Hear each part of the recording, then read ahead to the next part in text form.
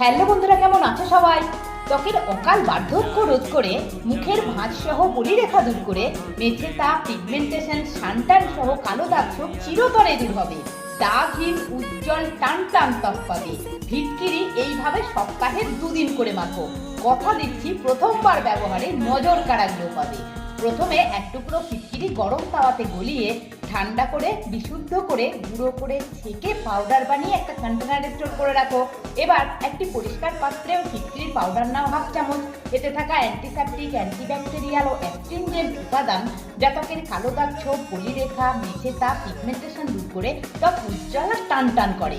একই সঙ্গে দিয়ে দাও হাফ চামচ গ্লিসারিন, যা ত্বককে অয়েলি না করে ময়েশ্চারাইজ করে নরম রাখে।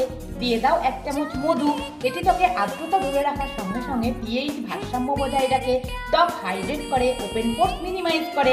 এবারে দাও 1 চামচ গুঁড়ো দুধ। গুঁড়ো দুধ ত্বককে টাইট আর ব্রাইট করে তোলে। এবারে পরিমাণ মতন গোলাপ জল দিয়ে সমস্ত কিছু ভালো করে মিশিয়ে ফেস প্যাকটাকে তৈরি করো। ত্বক প্রথমে কাঁচা দুধ দিয়ে ভালো করে ক্লিন করো।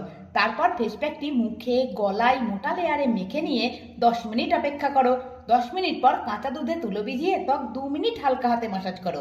তারপর মুখ মুছে ঠান্ডা জল দিয়ে ধুয়ে নিয়ে হাতে একটু অ্যালোভেরা জেল আর 2 ফোঁটা গ্লিসারিন মিশিয়ে ত্বকে ভালো করে মেখে নাও। তারপর ত্বকের গ্লোটা নিজেই দেখো। ভিডিও ভালো লাগলে লাইক করে সঙ্গে থেকো। আবার দেখাবে। ভালো থেকো। টাটা।